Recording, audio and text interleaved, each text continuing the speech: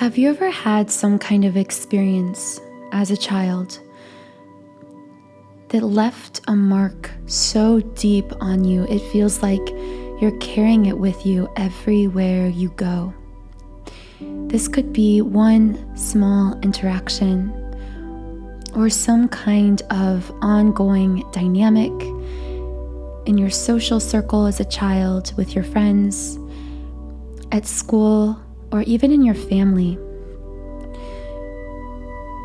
Whatever pain you experienced as a child, whatever inner child wounds you are carrying with you, will continue to impact your day-to-day life and relationships in very real ways. And only by beginning to speak to that young, innocent, naive, and hurt part of yourself, that so-called inner child, can you begin the healing process. This is what we call inner child work or inner child healing. And in this video, I'm going to share with you my thoughts on what your inner child is, how our inner child becomes wounded, signs of this wounding in adulthood, and how to start the healing process. But first, let me introduce myself. My name is Infinity, and this is Magnetize Yourself, where we talk about life, love, spirituality, and of course, the law of attraction. If I resonate with you, please do subscribe to this channel and join our community here. I am so grateful to each and every one of you out there listening. So, what is your inner child?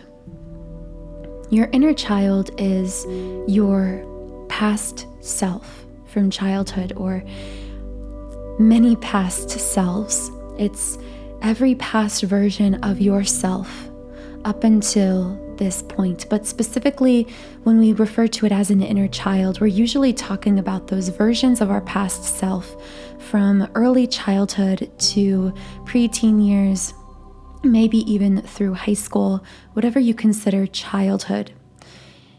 That period of time, those formative years in which we have these experiences that set the tone or the pattern for most of our lives, for the rest of our lives. Most of us, I would say at least 95%, if not 99% of people aren't even aware that they have an inner child, because they are so used to the pain and the negative patterns in their life that their inner child, their wounded inner child, plays out, that they don't realize it can be any different. And if you're watching this video, you are part of that 1% that is becoming conscious of your own thought patterns and the ways that your past, the ways that you've been hurt in your past may be continuing to affect your life even now. So, how does this play out? Well, how does our inner child become wounded? Let's just start there.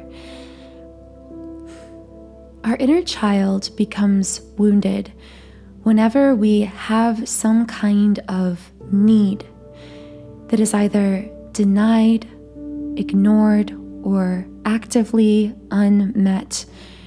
When we are even at times shamed for having certain needs or being a certain way, trained away from our natural, playful, happy, carefree, and wildly authentic state of being that we come into this world to be and to express, especially as children. Usually, these inner child wounds are inflicted upon us either intentionally or maybe even unintentionally by the caregivers in our lives. If not the caregivers, those who played some kind of very important, formative, nurturing role in our lives. So, although it is usually our parents, this could also be even teachers, even role models, anyone that we looked up to. Now, this is really just one way, I suppose I should say, that the inner child can be wounded, because we can also be wounded by our interactions with our peers, with others.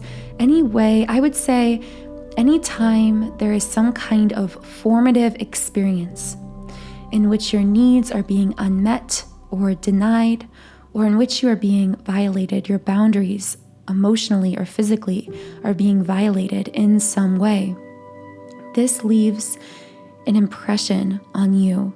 It sets a new pattern for you, because your inner child says to themselves in this moment of hurt, this hurt me, and because this hurt me, I am never going to allow this to happen again. So, for example, if you were in some kind of early relationship, let's say that when you were in middle school, we could maybe still call that the inner child, you had a crush on a guy or girl, and you actually ended up in kind of a teenage romance kind of relationship with them. And let's say that this person who you cared really deeply about broke up with you completely unwarranted, completely out of the blue, and that was your first experience with love. Well, now you have an inner child wound, a scar on you, a pattern that has been set for you within relationships, where now you are going to do everything you can to prevent yourself from being brokenhearted again. So this might look like avoiding intimacy within relationships, or even avoiding relationships altogether, never fully trusting your partner, never getting too close. And this is just one small example. Now let's give an example of an inner child wound from much earlier in childhood. Let's say that your parents, I'm trying to think of the best example here. Let's say that you loved to paint and draw and create beautiful artistic masterpieces as a child. And this was a pure expression of your creativity and of your soul. In fact, this was your soul's purpose, and you knew that from a young age, because no one had taught you away from that natural, authentic state. You knew what you came here to do. You came here to create, to paint beautiful artwork. And let's say that you were so proud of this piece of artwork, and you went to go show it to your parents.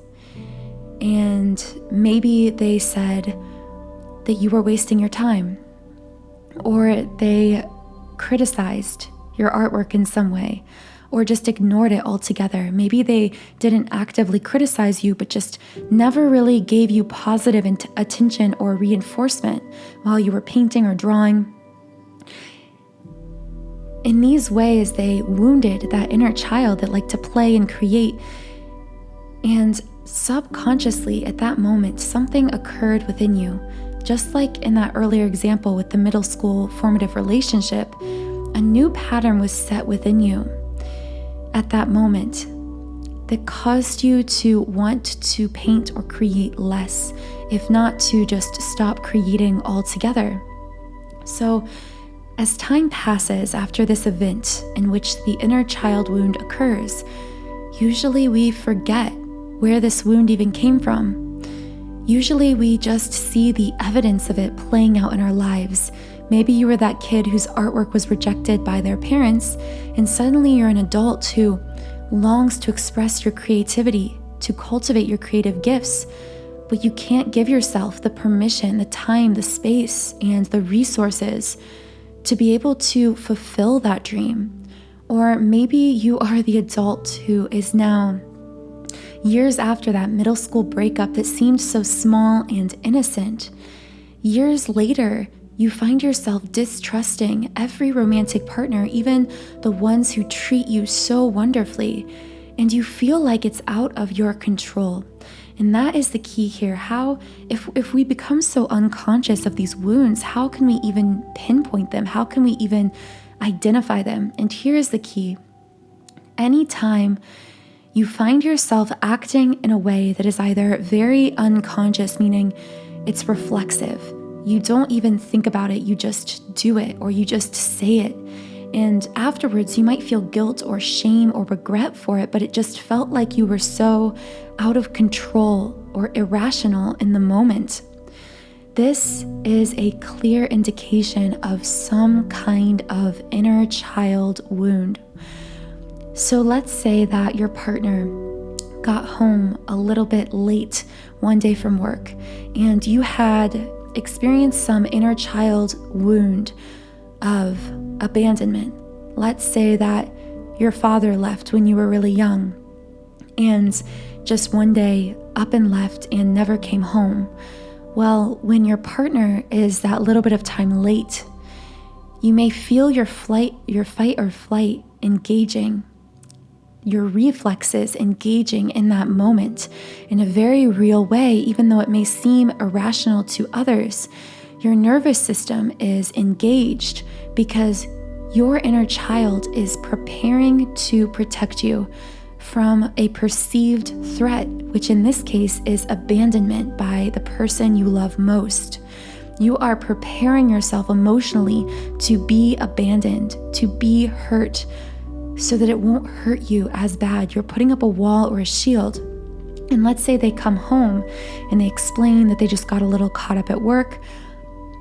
Since your nervous system has already been engaged because of this inner child wound, it's really hard to disengage that in the moment. So your inner child will lash out, try to find ways to justify how you're feeling. Because you may feel shame or guilt for feeling that way. Like, why am I so anxious about this? Why am I so upset about this? And again, these are just isolated examples to illustrate, but you could apply this to any area of your life. There will be this part of you that feels guilty, knowing consciously that this isn't a rational reaction. But this isn't about rational or irrational. This is about you trying to protect you. And so the first thing I want to ask you to do, if you're experiencing any inner child wounds or any of this is hitting home with you, you need to know that you are unconsciously trying to protect yourself. Nothing is going wrong here. This is thousands of years of human evolution in the making. This is you on a very primal level trying to keep yourself safe. The first step to inner child healing is to acknowledge why this pattern is occurring. And in order to acknowledge why it's happening, the first thing we have to do is release those initial judgments and feeling of shame and guilt about it. So if you find yourself irrationally reacting because of an inner child wound, you may find yourself feeling that guilt, feeling that regret, whatever it is. Pause and say, this is me trying to protect myself in some way, and thank your inner child, thank yourself, your unconscious self, that past version of yourself who was so hurt. Thank them for trying to protect you. And now that you've released that feeling of guilt and regret and moved into a space of gratitude, curiosity, and acceptance, self-acceptance, you're now in an ideal headspace to be able to explore this trigger. And the best way I find to explore an inner child wound is through meditation. Because as we meditate, so I did a video on this a while back, but there is this concept known as hemisync, which essentially is totally relaxing your conscious mind in order to sync up both hemispheres, the right and left hemisphere of your brain. They call it hemisync. And this is used along with meditation exercises to be able to allow you to access the higher realms. By higher realms, I mean to access your own intuition, to access what we call the Akashic records, which are all of the energetic pieces of information that exist around us at any given moment in time. Information about absolutely everything, including everything about ourselves. Because here's the key. When it comes to inner child work, the most important thing to remember is the reason you're reacting so strongly to these wounds is because when it comes to energy, time doesn't exist. The past, present, and future are all happening simultaneously in the moment. So within your energy field, when this person or situation triggers or touches an inner child wound, what's actually occurring is you are re-experiencing that past pain, trauma, hurt, fear, as though it is happening in the moment. This is why every past and every future version of ourselves is actually affecting us right now. But here's the good news about that. The good news is you can actually essentially rewrite your own experiences and memories in order to heal these inner child wounds, to address, to embrace this hurt inner child within you. And by healing through this meditation exercise I'm about to share, these past versions of yourself, these younger versions of yourself, you can actually radically, positively shift the version of yourself in the present and in the future. So how do we do this? The first step is, like I said, hemisync, relaxing that conscious, logical thinking mind, the mind that absorbs everything in our concrete physical world. You need to release that.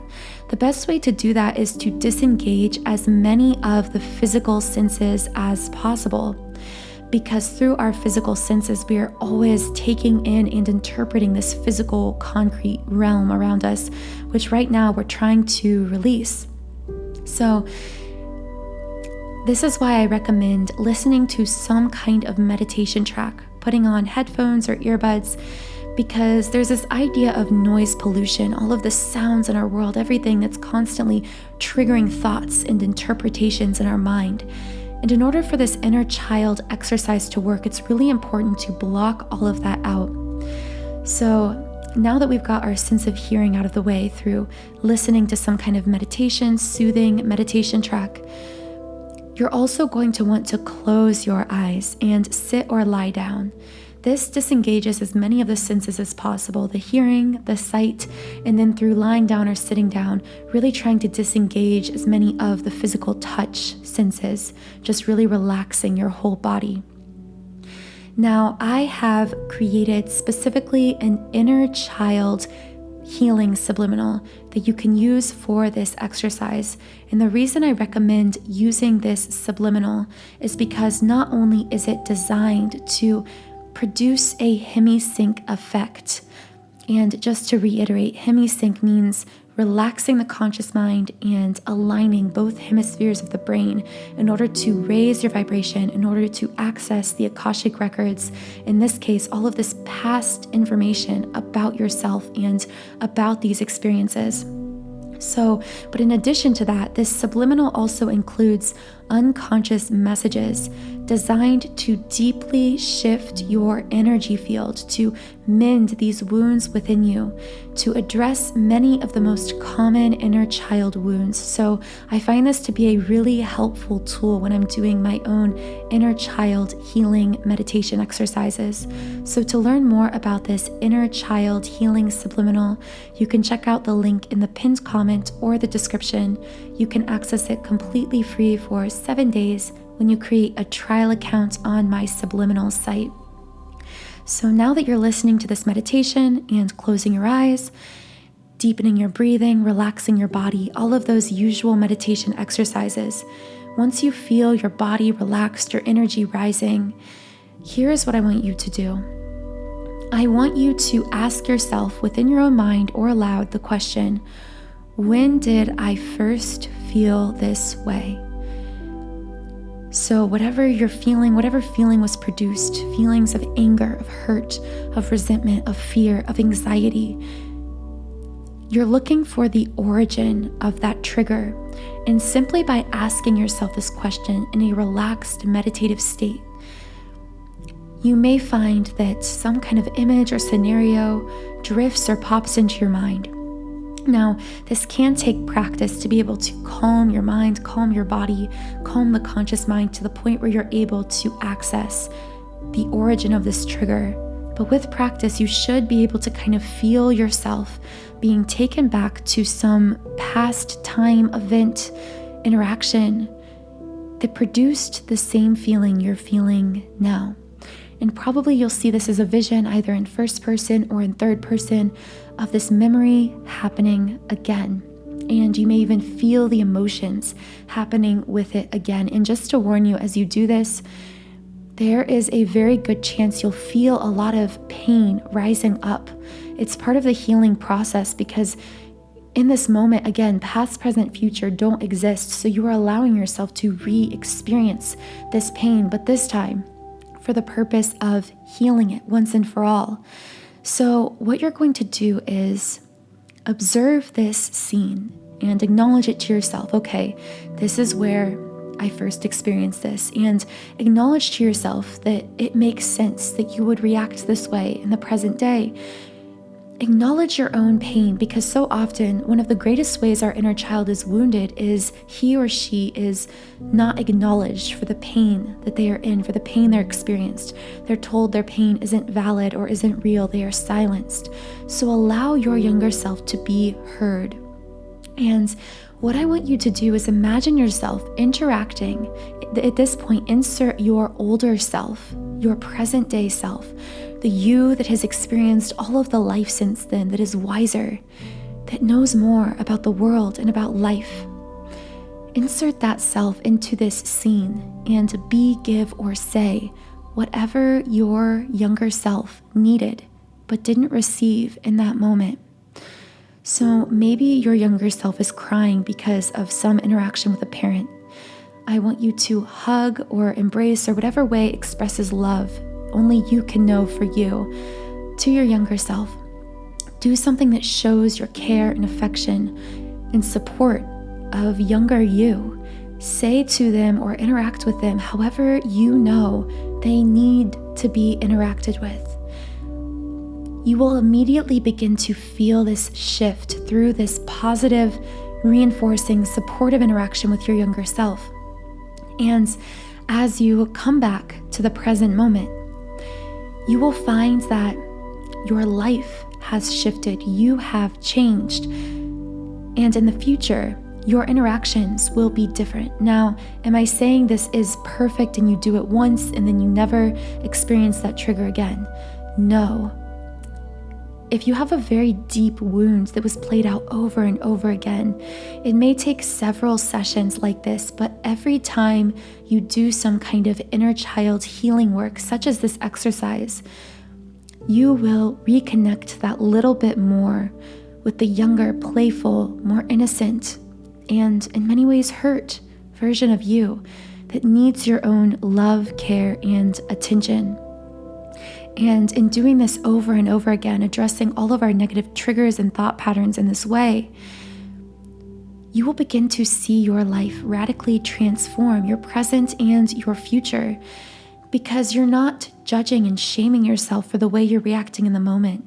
You're going to the root cause, the origin story of these hurts. So I hope this video was helpful. It was sort of just a crash course in inner child work, healing, wounding.